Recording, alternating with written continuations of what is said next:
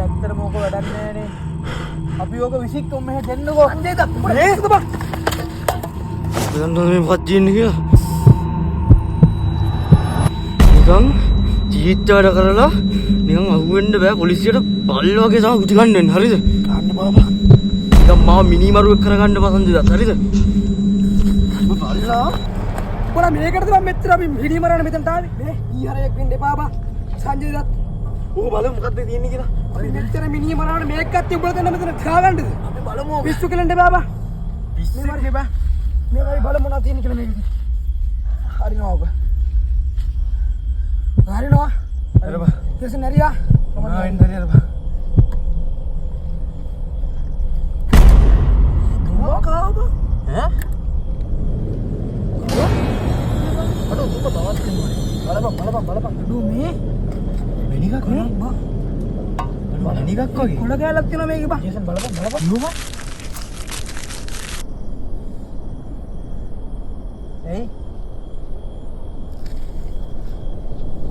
මොකද? මචං. මේකේ තියෙනවනේ බම් මේ විවෘත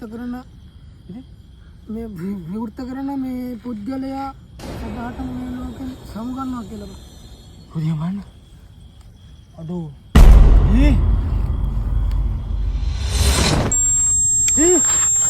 අඩෝ අගලා. අඩෝ අගලා. ජේසන්. මොකද? මේකට ආපු එක. ඊනමු වරන් දුමු දැන් පොලිසියෙන් ආවොත් අපි දෙන්නට නඩුව ඉවරයි. ඒක අපේ ප්‍රින්කමෙන් තියෙනවා මුගා දුවලත් බෑ.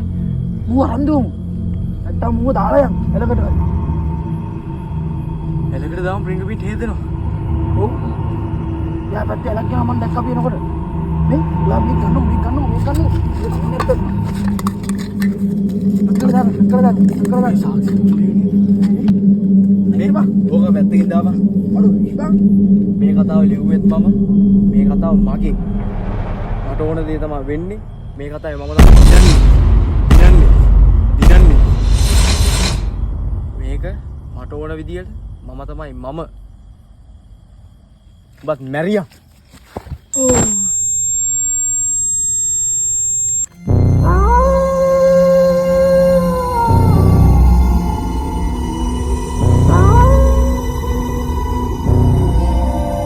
මේ කතාව මගේ. මේ කතාව ලියන්නෙත් මම, කියන්නෙත් මම. මේ කතාවේ මම මට ඕන දේවල් මට ඕන ආකාරයට මගේ විදියට මට ගැලපෙන්න ලිව්වා. මේ කතාව ලියන්නෙත් මම, කියන්නෙත් මම. එකට හිටපු යාළුවෝ, නෑදෑයෝ එක එකාව කෙලවලම නැති බංගස්ථාන කරා. මම තමයි ජේසන්. කිසියම් වෙලාවක, කිසියම් ස්ථානයක, කිසියම් ආකාරයකට අපි හමු වෙමු.